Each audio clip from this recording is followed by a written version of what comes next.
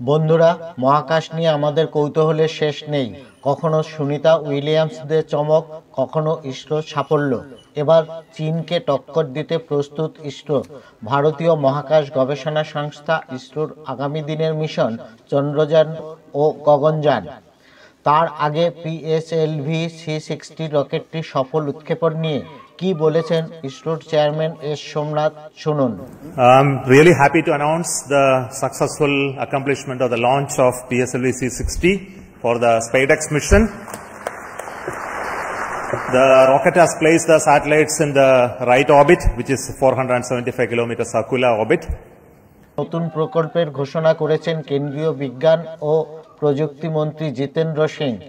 এর মধ্যে রয়েছে গগনযানে মহাকাশে মহিলা রোবট পাঠানো এবং আমেরিকার সঙ্গে হাত মিলিয়ে সবচেয়ে দামি উপগ্রহ নিসারকে পৃথিবীর কক্ষে পাঠানো।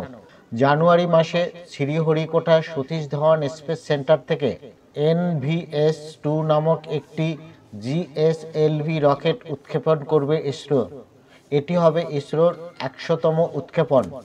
এরপরই মহাকাশে মহিলা রোবট পাঠাবে ইসরো।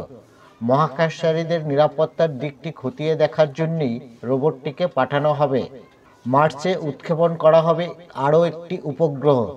প্রায় 12,500 কোটি টাকা খরচ করে ভারত ও আমেরিকা যৌথ উদ্যোগে তৈরি করা হয়েছে এটি। ইসরো চেয়ারম্যান এস সোমনাথ বলেন, 2025 সাল ইসরোর জন্য বেশ রোমাঞ্চকর হতে চলেছে।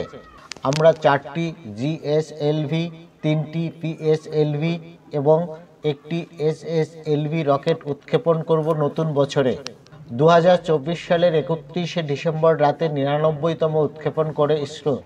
অন্ধ্রপ্রদেশের শ্রীহরিকোটা সতীশ ধাওয়ান স্পেস সেন্টারের লঞ্চিং প্যাড থেকে PSLV-C60 রকেটটির সফল উৎক্ষেপণ হয়েছে। কয়েক ঘন্টার মধ্যেই যার পেলোডগুলি সফলভাবে স্থাপন করা হয়। PSLV-C60 প্রধান পেলোড হিসেবে রয়েছে দুটি মহাকাশযান SpaceX 1 এবং 2। এছাড়া রয়েছে 24টি সেকেন্ডারি পেলোড, যা ইসরোর বিজ্ঞানীদের মহাকাশ ডকিং মিশনের পথে গুরুত্বপূর্ণ পদক্ষেপ। PSLV-C60 মিশনের প্রধান জয়কুমার জানিয়েছেন, 2035 সালের মধ্যে নিজস্ব অর্জনের পথে গুরুত্বপূর্ণ পদক্ষেপ মহাকাশ ডকিং পরীক্ষা। ইসরো বিজ্ঞানীরা জানিয়েছেন, দুটি মহাকাশযান SpaceX 1 এবং 2 একই গতিবেগে পাড়ি দেওয়ার পরে একই বিন্দুতে প্রায় 470 কিলোমিটার উচ্চতায় একই সঙ্গে পৌঁছে একত্রিত হবে। এর ফলে চীনকে টেক্কা দিয়ে চতুর্থ দেশ হিসেবে মহাকাশ ডকিং অনুসরণকারী দেশগুলির তালিকায় যোগ দিল ভারত। বন্ধুরা, ভিডিওটি ভালো লাগলে অবশ্যই লাইক করুন এবং শেয়ার করুন। ধন্যবাদ।